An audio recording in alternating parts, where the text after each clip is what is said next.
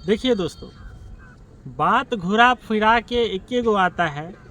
Exam दे दिए, सब आदमी एग्ज़ाम, सबका एग्ज़ाम हो गया होगा तो थोड़ा टेंशन मुक्त हुई। और इससे पहले आपको नौकरी नहीं था तो आपका जीवन नहीं था, या नौकरी नहीं जिसको होता है उसके पास योग्यता नहीं होता है। अरे एक उम्र के साथ जितना भी आप अभी तक इस उम्र तक पढ़ाई लिखाई के साथ जुड़े हैं, तो कहीं ना कहीं शिक्षा का जो असली अनुभव है, ज्ञान का जो अनुभव है, आप अपने जीवन में चलाते ही होंगे। लेकिन हाँ, एगो इधर का हम लोग के इधर मानसिकता बन गया है कि नहीं बउआ, गार्जियनों कहता है जो है से सरकारी नौकरी है, इन नहीं होगा तो कोनो ज़िंदगी नहीं है। ऐसा सोचने वाला बात नहीं है। देखिए, जो 8 लाख 8.25 लाख विद्यार्थी परीक्षा दिया है, कितना को होगा?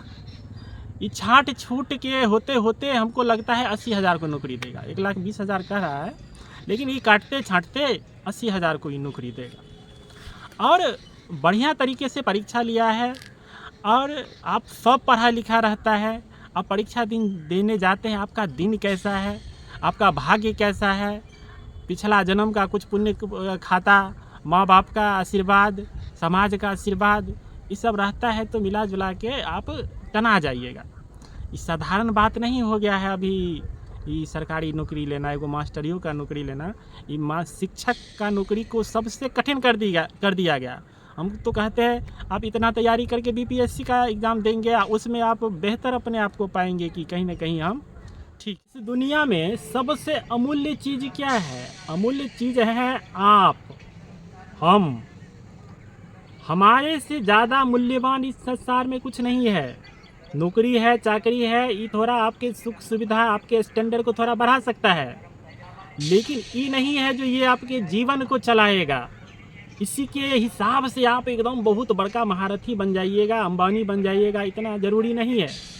अभी हम देख रहे हैं एग्ज़ाम देकर के विद्यार्थी सब आया है, और यूट्यूब पर मास्टर सब होड़ लगा हुआ है कट ऑफ का। हाँ, लेकिन यूट्यूब से को याद आया, इस सब जो थंबनेल लगा लगा के चिपकाता है, जो पढ़ाया वही आया।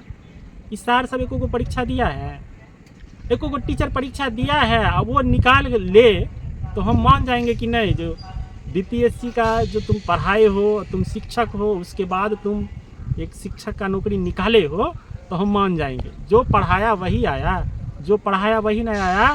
विद्यार्थी जो पढ़ा खुद से, उसका खुद सालों का अनुभव है। आप मैट्रिक से लेकर ग्रेजुएशन पीजी तक कर लिए हैं, बीएड किए हैं, कितने अनुभवी हो गए हैं, इतना ज्ञान लेकर के आप बैठे हुए हैं, वो अनुभव काम आया है।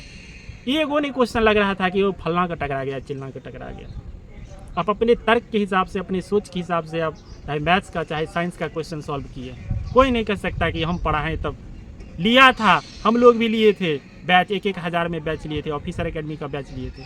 तो कुछ दिन उल्टा हो के नहीं देखे, क्यों नहीं देखे? क्योंकि वो जो बता रहा था, वो जो पढ़ा रहा था ना, वो 5वें 6ठा में पढ़ लिए थे। बिहार में जो मैथ वो पढ़ा रहा था।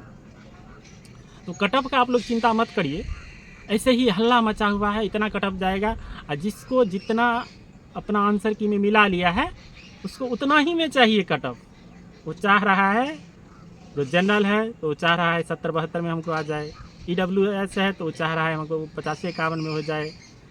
उसके बाद और ओबीसी है, एससी एसटी है तो और चाह रहा है 40। आप अपने में खुश रहिए, मस्त रहिए, खाइए पीजिए, और कुछ ना कुछ में लग जाइए।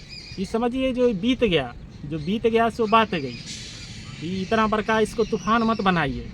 एक तो बिहार सरकार अलग तूफान बना रहा है, इसी पर कहेगा ए घर घर हम नौकरी दिए हैं तो घर घर हमको वोट देंगे। तो वोट इस बार ढंग से लगाइएगा।